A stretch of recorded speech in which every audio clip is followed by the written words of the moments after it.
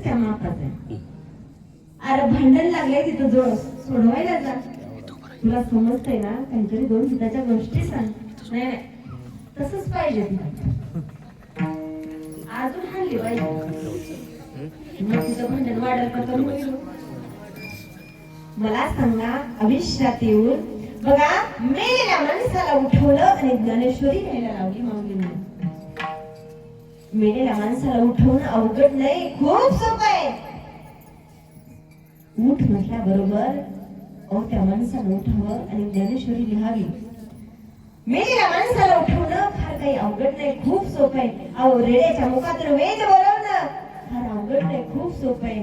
ज्ञानदेव म्हणे बोल रे ऋग्वेद ओंकार मूळ शब्द प्रणवाचा. अहो बोल म्हटल्याबरोबर जड असणारा रेडा तो सुद्धा काय झाला तर बोलू लागला. आणि पण मला सांगा, माणसं सुधारण्याकरता गाथा निर्माण केला आणि या गाथांनी गाठाच पाण्यात बुडवला.